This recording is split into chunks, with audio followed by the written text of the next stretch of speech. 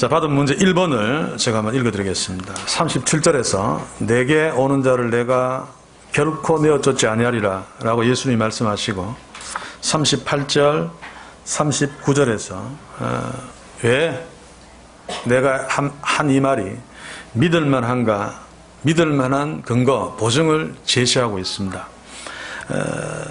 우리 성경에는 나타나 있지 않지만 38절에 보시면 헬라어는 왜냐하면으로 시작합니다. 영어 성경에는 for, 원인을 나타내는 접속사 for가 나와 있죠. 앞에 보면 하나님이 아버지께서 내게 주시는 자 내게로 올 것이요 내게 오는 자는 내가 결코 내어쫓지 아니하리라. 왜냐하면 이렇기 때문이다 라고 하는 거죠. 우리가 지난 시간에 보았습니다마는 36절을 한번 봅시다. 내가 너희더러 이르기를 너희는 나를 보고도 믿지 아니하는도다. 예수님이 그러면 잘못 가르쳐서 그런가? 예수님이 목회를 실패했는가? 아니죠. 37절을 보시면 아버지께서 내게 주시는 자는 다 내게로 오게 되어 있고 또 내가 결코 내어쫓지 않는다. 왜냐하면 내가 하늘로서 내려온 것은 내 뜻을 행하려 함이 아니고 아버지께서 내게로 보내는 자, 내게로 오는 자, 내가 결코 내어쫓지 않는 이유는 내가 내어쫓지 않는 그것이 아버지의 뜻이기 때문이다. 너희들이 정말 믿는. 그래서 1번에 답을 단다면은 내게로 오는 자를 내가 결코 내어쫓지 아니하라고 하신 예수님의 말씀이 하나님 아버지의 뜻이기 때문에, 쉽게 이야기하면 예수님이 기분 나빠서 에이씨 때려잡으라고 바꾸는 한이 있더라도 하나님 아버지의 뜻이 그거기 때문에 믿을 만한 거죠. 그런데 예수님이 그럴 리는 없습니다만은 38절에 우리 성경에도 왜냐하면 있으면 더욱 좋을 뻔했습니다. 자, 그런데 이제 약간 오해할 수 있는 대목이 내 뜻을 행하려 하려 함이 아니다 라고 예수님이 말씀하시죠. 이 말씀이 그러면 예수님의 뜻과 하나님의 뜻이 다른가? 라고 하는 질문을 제기할 수 있습니다. 내 뜻이라면은 너희들이 안 믿어도 좋은데 내어쫓지 않으리라는 것이 거짓말일 수 있지만 이게 내 뜻이 아니고 하나님 아버지의 뜻이니까 확실해 라고 말하는 것이 내 뜻과 아버지의 뜻이 다르기 때문인가? 를 질문할 수 있죠. 그래서 이번 질문이 바로 그것을 염두에 두고 만든 질문입니다. 예수님이 이렇게 하신 말씀이 예수님이 말씀하시고자 하시는 의미 두 가지를 지적해라. 내 뜻과 아버지의 뜻이 다르지 않죠. 다르면 삼위일체 하나님도 아니고 하나님의 아들도 아닙니다. 그래서 성경에 보시면 직간접적으로 하나님 아버지의 뜻과 내 뜻은 같다 라고 하는 기록들이 많이 나와 있죠. 우리 성경 요한복음 5장 43절 한번 보시죠. 앞에 나는 내 아버지 이름으로 왔으니 하나님 아버지께서 나를 보냈다는 것입니다. 내가 하나님 아버지의 뜻에 따라 왔다. 그 아버지와 나와 뜻이 같아야 되죠. 그렇죠? 또 6장 27절에 보시면 후반부에 인자는 아버지 하나님의 인치신 자니라. 하나님 아버지께서 인자 나에게 도장 찍었다. 뜻이 다르면 도장 찍어주지 않습니다. 그리고 36장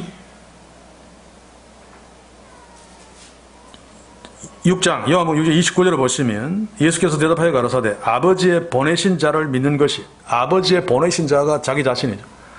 하나님 아버지께서 예수님을 보냈는데 뜻이 다른 자를 보낼 리가 있습니까? 그렇죠? 그래서 이런 본문들 37절도 마찬가지입니다. 아버지께서 내게 주신 자, 하나님 아버지께서 하나님이 예정하신 자를 예수님께 주셨는데 하나님 아버지의 뜻과 다른 어떤 자에게, 예수님께 자기의 예정된 자녀들을 주실 리가 없죠. 그래서 이런 본문들 우리가 6장만 보더라도 하나님 아버지와 예수님은 아버지와 아들 관계고, 그러므로 아들은 하나님이죠. 그리고 두 분의 뜻은 같습니다. 그래서 그 뜻을 수행하려고 내려왔죠. 그런데 내 뜻을 행하려 함이 아니요 아버지의 뜻을 행하려 함이다. 그러니까 앞에서 내어쫓지 않고 아버지께서 내게로 온 자 다 내가 구원할 거야, 절대로 쫓지 않을 거야 라는 것이 확실하다라고 하는데, 이 내 뜻을 행하려 함이 아니요 라고 하는 것은 무슨 의미인가 하면 내 뜻이 바로 하나님의 뜻이야 라고 하는 말입니다. 굉장히 역설적인 표현이죠. 지금 예수님이 막 얘기하고 있는 거, 내 뜻이 아니고 하나님의 뜻이야 라고 하는 것은 무슨 의도인가 하면 그들이 지금 예수님이 말하는 것이 나중에 보면 요셉의 아들, 그치요? 별 보려면 네가 말하는 거 그거 내 못 믿어. 근데 이 말은 사실은 내 말이 아니라는 건 내 뜻뿐만 아니라 실제로는 하나님의 뜻이야 라고 하는 말이죠. 그래서 여기에서 우리가 읽으면서 내 뜻을 행하려 함이 아니요 라고 하는 것은 바로 이 뜻이 내 뜻이 하나님의 뜻이야 라고 하는 말입니다. 왜 이런 말을 하는가 하면 너희들은 지금 하나님의 뜻을 거부하고 있어 라고 하는 말을 하기 위해서죠. 지금 예수님의 말씀을 계속 거부하고 있잖아요. 그런데 지금 예수님이 A라고 하는 것을 그들이 A 아니야 라고 거부하는데 예수님은 이 A가 내 뜻이 아니고 하나님의 뜻이야. 그러면 A를 거부하는 것이 하나님을 거부하는 거죠. 하나님의 뜻 A를 거부하는 거죠. 그러니까 너희들은 지금 하나님을 부인하고 있어. 거부하고 있어. 하나님의 뜻을 거절하고 있어. 라고 하는 말입니다. 결국 예수님의 뜻과 하나님의 뜻은 같습니다. 그런데 그들은 예수님을 하나님의 아들 메시아로 인정하지 않고 예수님이 말씀하시는 뜻을 A라고 하는 뜻을 거부하고 있습니다. 예수님은 그들에게 내 뜻을 행하려 함이 아니고 아버지의 뜻을 행합니다 라고 말씀하시므로 너희들은 하나님 아버지의 뜻을 거절하고 있어 라고 경고하고 있는 거죠. 굉장히 무서운 이야기입니다. 그렇죠? 그리고 계속 39절을 보시면 나를 보내신 이의 뜻을 행하려 함이니라. 자, 그러면 나를 보내신 자의 뜻은 무엇인가? 예수님이 설명하신 대로 진술하라. 이것은 관찰 질문이에요. 39절을 보시면 나를 보내신 이의 뜻은 내게 주신 자 중에 내가 하나도 잃어버리지 아니하고 마지막 날에 다시 살리는 이것이니라. 하나님 아버지의 뜻이 뭡니까? 하나님 아버지께서 예수께 사람들을 보내신 의도가 뭔가 하면 다 구원하시기 위해서라고 이야기하면 됩니다. 그렇죠? 그런데 하나님 아버지의 뜻이 나에게로 보내어서 마지막 날에 다시 살리는, 다시 말해서 구원하시려는 게 뜻인데 너희들은 지금 내 말을 거절하고 있는 것은 하나님이 너희들은 나에게 보낸 자가 아니야 라고 하는 말이죠. 나중에 맞을지언정 지금은 아니야 라는 말입니다. 그러니까 지금 예수님은 이런 말씀을 통해서 자기를 거부하고 있는, 저항하고 있는 유대인들을 하나님이 나에게 보내신 자가 아니라고 지금 경고하고 있는 것입니다. 왜냐하면 하나님이 그의 뜻대로 보내신 자는 자기의 말을, 예수님의 말을 듣게 되어 있습니다. 아버지의 뜻이니까. 자, 3번은 본문에 나와 있는 대로 그대로 적으면 되겠죠. 예수님이 설명하신 대로 내게 주신 자 중에 부터 시작해서 다시 살리는 이것. 자, 39절에 보시면 잃어버리지 아니하고 라고 하는 말이 우리 성경에는 너무 약하게 번역을 했습니다. 제가 헬라어 원문은 등장시키지 않았는데 헬라어 원문에는 훨씬 더 강합니다. 여기 잃어버리지 아니하고 해서 잃어버리다 라고 하는 헬라어 원문이 올림인데 보통 올림이가 무슨 뜻인가 하면 그냥 잃어버리다는 뜻이 아니고 파괴하다는 뜻입니다. 멸망시키다, 파괴하다, 죽이다. 거기에 우리 헬라 성경에 잃어버리지 아니하고 잃어버리는 그 앞에 또 아포가 붙습니다. 그래서 그냥 올림이보다 훨씬 더 강한 뜻입니다.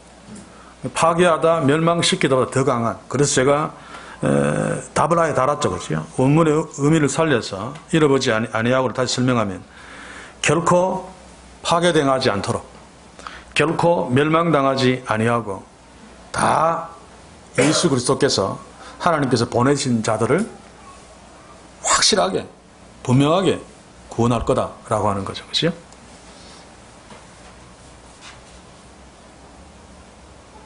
자, 그러면 우리 성경의 표현대로 잃어버린 바 되면 다시 말해서 아버지께서 예수께로 보내지 아니한 자, 지금 예수님을 거부하고 있는 유대인들이죠.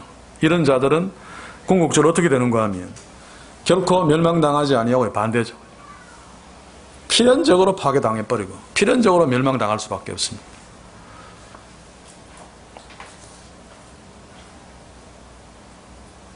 오늘 우리가 오전에 성찬식을 하고 세례식을 했습니다만 우리는 하나님께서 예수께로 보낸 자죠.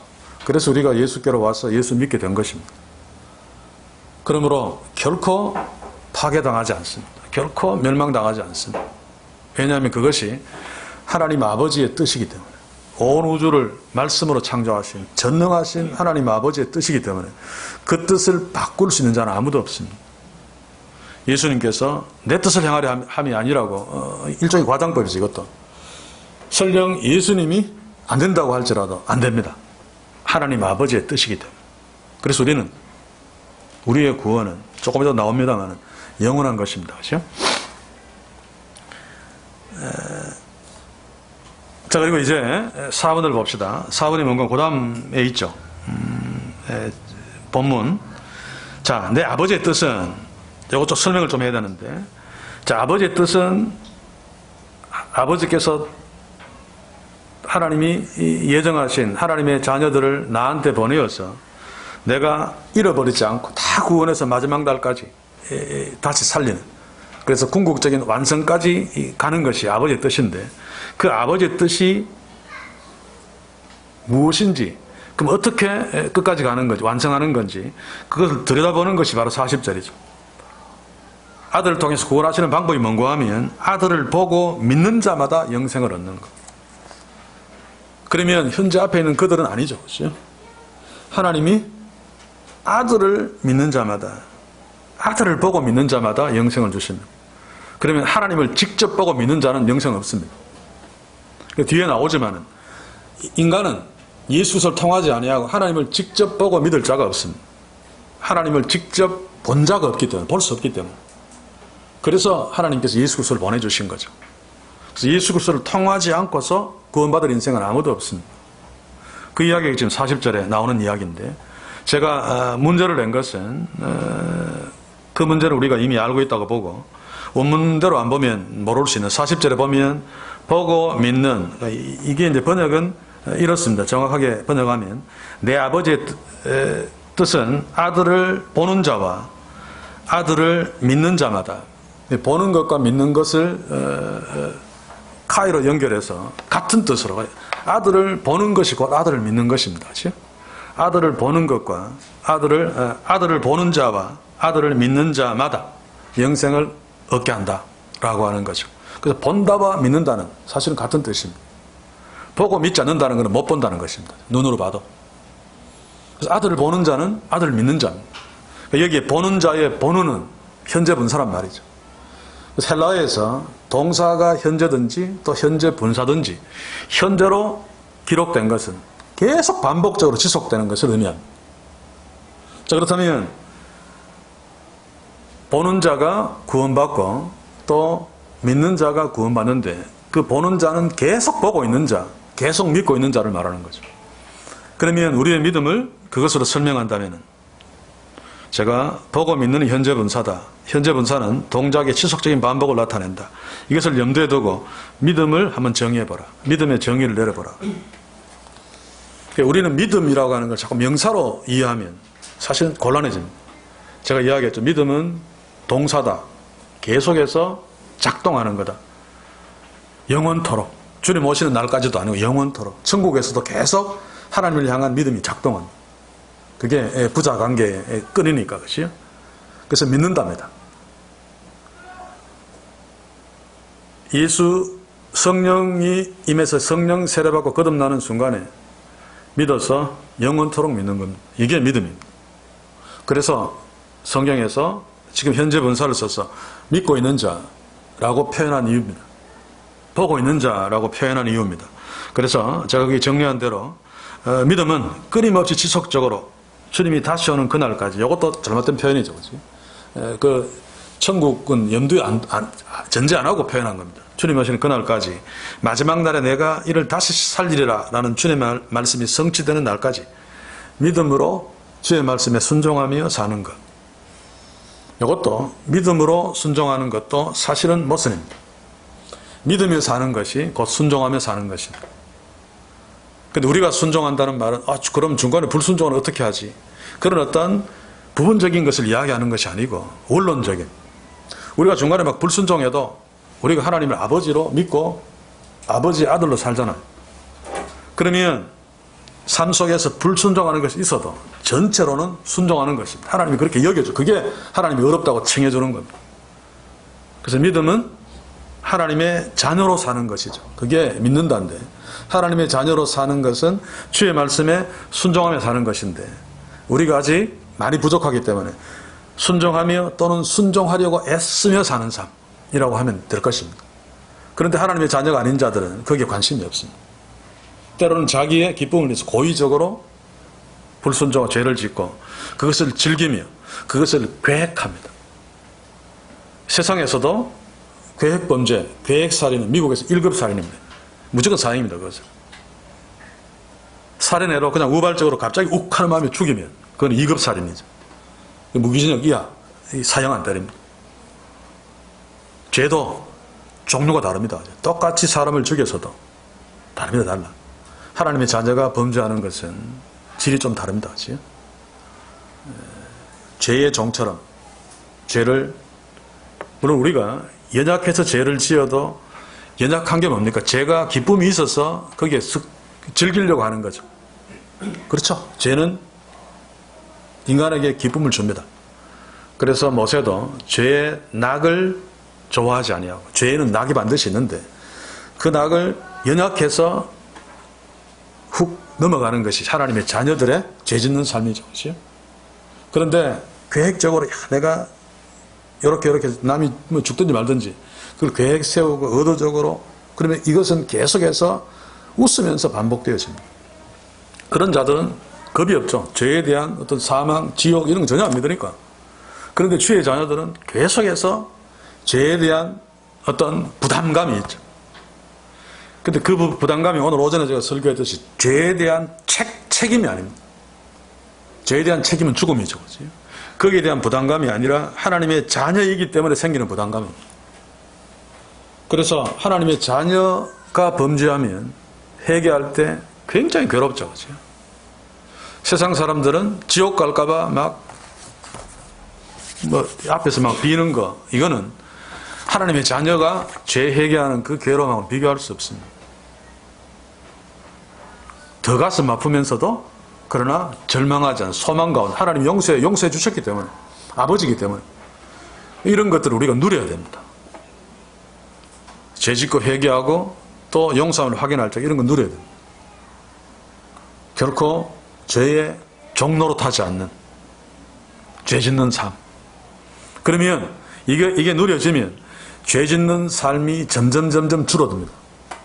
그게 바로 하나님의 자녀로서 죄를 의식하는 거니까 그 자체가 죄와 싸우는 삶이죠. 졌어도 꼭 우리가 하나님의 자녀라는 사실을 염두에 두면서 범죄했을 적에, 범죄할 때는 하나님의 자녀를 의식 못하니까 범죄합니다만, 범죄에서 회개할 적에 이런 부분들을 성경대로 바르게 확인하고 죄 문제를 정리하면 더 죄와 싸워서 이길 수 있는 대로 나아가게 될 것입니다. 자, 이제 다음을 볼까요?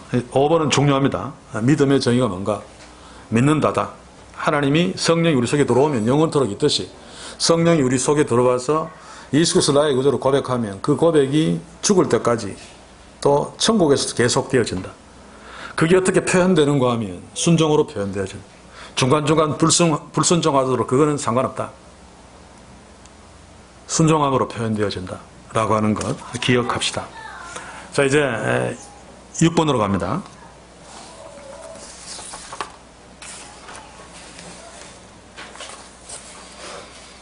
예수님이 하늘로서 내려온 떡이 아님을 확신하는 유대인들의 결정적인 증거는 무엇인가? 이것은 쉽죠. 42절을 보시면 뭐라 그럽니까? 이는 요셉의 아들 예수가 아니냐.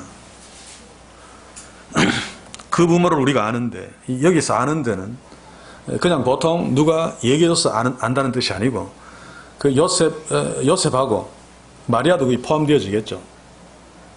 우리가 같이 막 구불면서 같이 소주도 한잔하고 서로 막 부딪히면서 깊이 알고 있는 사이다. 같은 동네에서 살았으니까. 그런 내가 요셉을 확실하게 아는데 그만큼 몸으로 부닥기면서 불알 친구인데 그놈의 아들이 니인데 네가 무슨 하늘로서 내려온 떡이란 말이냐라고 하는 거죠. 다른 데서는 저 녀석이 마리아의 아들 목수가 아니냐라고 말하는데 그것은 완전히 그냥 비하하는 것입니다. 지금 여기에서 요셉의 아들이 아니냐라고 할 때 요셉이 살아있다는 뜻이 아닙니다. 우리도 그렇죠, 그죠? 바뀌어야 됩니다만 엄마의 아들은 잘 이야기 안 합니다. 죽었어도 누구누구 아버지. 저도 고향교회 가면 이면읍 장로 아들이라고 하죠. 아직 한 번도 고정옥 권사님의 아들이라는 소리 들어본 적이 없습니다. 유대인도 마찬가지죠.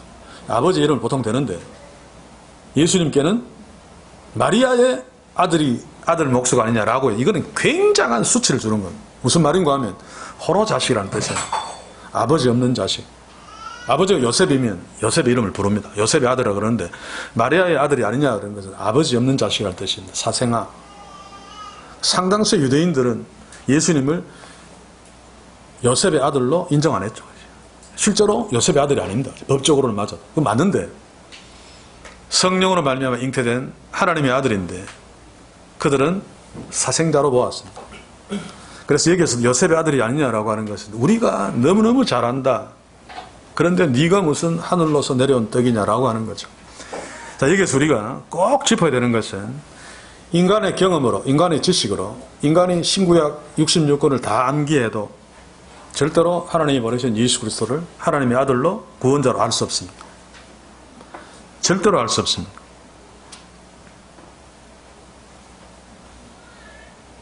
종종 간증하면서 제가 그런 간증을 한두 번 듣는데 물론 뜻은 그런 뜻이 아니라는 것을 압니다. 그런데 이런 표현들을 하죠. 내가 죽을 병에 걸렸는데 나도 모르게 막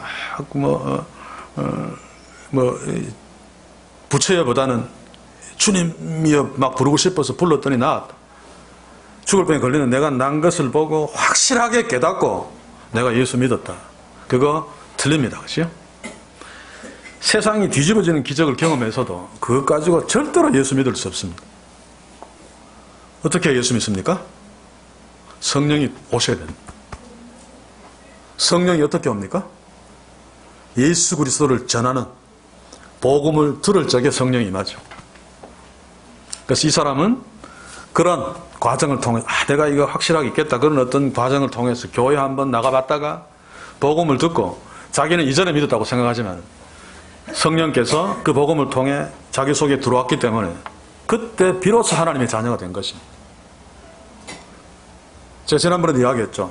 십자가에 죽으신 예수님이 하나님의 아들이 대신 나를 위해 죽었구나. 야, 너무 고맙다. 아무리 감동하고 눈물 흘려도 죽어도 못 믿습니다.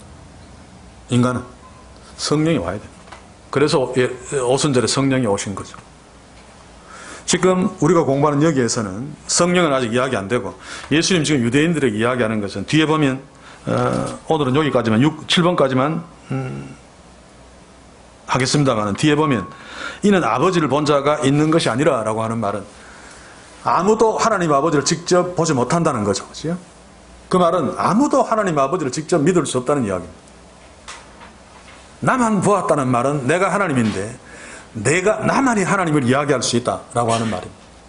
예수님이 하나님이 시험만 되는 이유가 뭔가 하면 하나님만이 하나님을 계시할 수 있기 때문입니다. 하나님하고 99% 닮은 1%는 인간인 사람이 하나님을 계시할 수 없습니다. 1% 인간이기 때문에 99% 사람이고 1% 원숭이를 보고 사람을 설명할 수 없습니다. 99% 인간을 닮은 원숭이에 불과하죠. 1% 원숭이가 있습니다. 그래서 예수님이 하나님이시야만 하나님을 계시할 수 있습니다.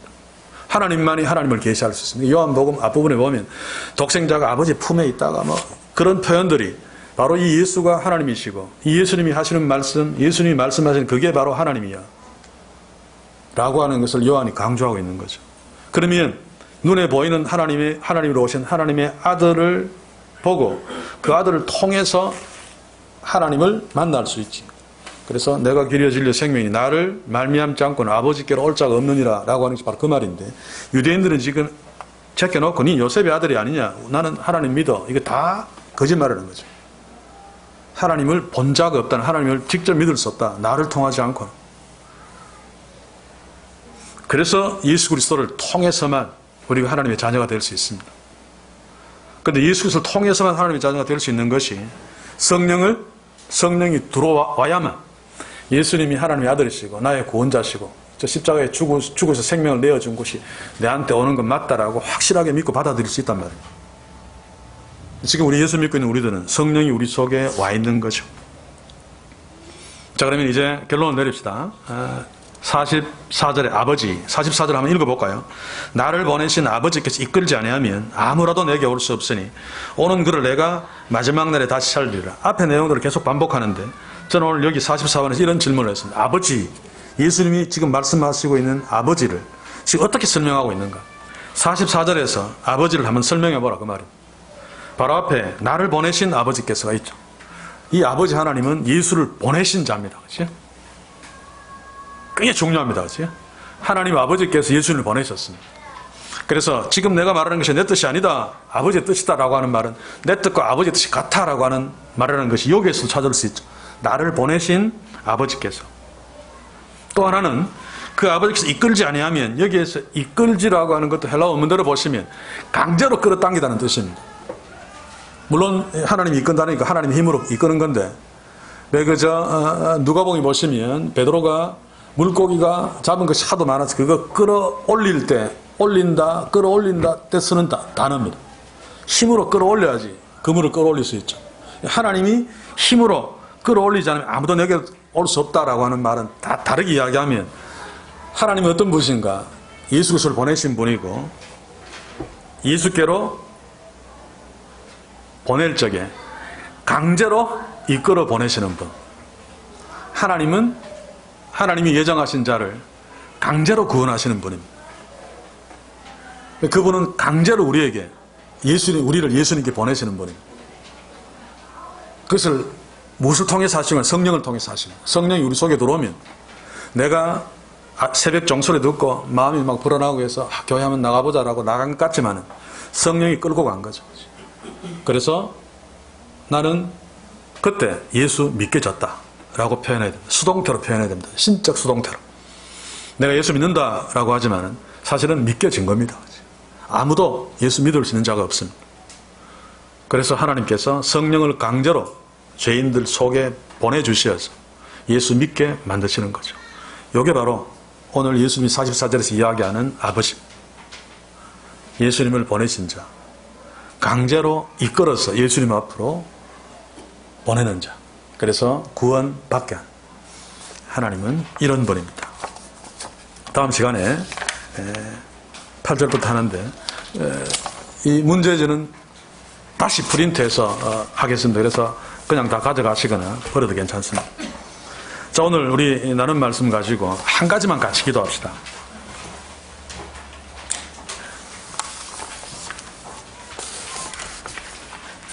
문제를 4번을 제가 키 문제로 삼기를 원합니다. 하나님께서 그의 뜻대로 강제로 그가 보내신 예수 그리스도로 보내주셔서 우리를 구원하시는데, 그 아버지의 뜻은 예수 그리스도로 말미암아 잃어버리지 아니하고 결코 파멸 당하거나 멸망당하지 않도록 그렇게 하기 위해서 예수께 보내주신 것입니다. 우리는 강제로 예수께 보냄을 받은 자들이죠.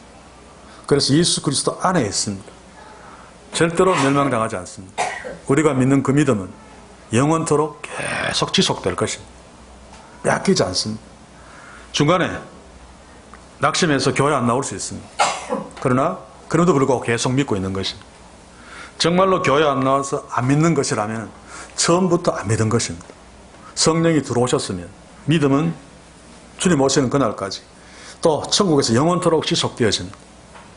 그래서 낙심해서 교회 안 나오는 사람도 그 속에 성령이 들어가셨으면 예수 믿고 있는 겁니다. 왜냐하면 성령이 그 속에서 믿게 하시기 때문에 강제로 계속 때가 되면 겉으로 또 교회에 나와서 신앙 고백을 하게 될 것입니다. 예수 안 믿는 것처럼 보여도 예수 믿는 것입니다. 그렇죠? 잠시 안 믿고 있다 다시 믿는 것이 아니고, 그렇다면 이 모든 것들이 하나님의 주권이고 하나님의 의지고 하나님의 강제고 하나님의 은혜인데, 우리에게는 하나님이 그렇게 하실 만한 이유가 하나도 없습니다. 지금. 그런데도 그렇게 하셔서 지금 우리가 계속 하나님의 자녀로 살고 있죠. 이게 바로 복음입니다. 그래서 우리 찬송가에도 오늘 보면 다 갚을 수 없어서 내 몸을 바쳤음 합니다. 이거 복음 아닙니다. 하나도 갚을 수 없어서 그래도 내 몸을 들여 주께 헌신합니다. 이래야 됩니다. 절대로 갚을 수 없습니다. 갚을 수 있으면 은혜가 아니죠. 그죠? 뒤로 갚을 수 있으면. 그러나 갚을 수 없기 때문에 그 은혜가 너무 커서 내가 이래도 하나님의 은혜를 갚는 것은 아니지만 그러나 하나님은 기뻐하십니다. 우리의 순종은 이런 차원이어야 합니다. 뭔가를 이루어서 하나님께 덕이 되게 하는 것이 아니라 그냥 아버지를 기쁘게 하는 겁니다. 아들로서. 그래서 자꾸 우리 속에는 공로 사상이 자꾸 있죠. 비교하고. 그래서 수요일날 제가 이야기했습니다. 그런 공로 사상이 있으면 가장 먼저 오는 게 뭔가 하면 자랑. 내가 했다. 그러면 못한 사람을 놓고 볼 때 교만해집니다. 상대방을 멸시하게 되죠. 멸시하면 예수님 멸시하는 겁니다. 그런데 이런 것들이 기만대로 잘 됩니까? 안 될 때도 있죠. 그럴 때 안 되어도 잘하는 것처럼 가식, 위선을 떱니다. 이게 유대인들의 특징 아닙니까? 이게 우리들의 특징일 수 있습니다. 우리가 자꾸 공로로 주님 앞에 나아가려면 반드시 자랑, 교만, 멸시, 위선이 따라오게 됩니다. 한국교회에 충만하고 있는 거죠. 그래서 다시 한번 기도합시다. 주여, 우리 속에 있는 성령께서 날마다 강하게 역사하시 우리를 다스려 주옵소서.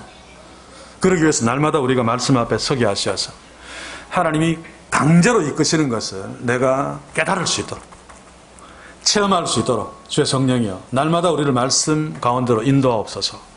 잠깐 주께 구하면서 기도합시다.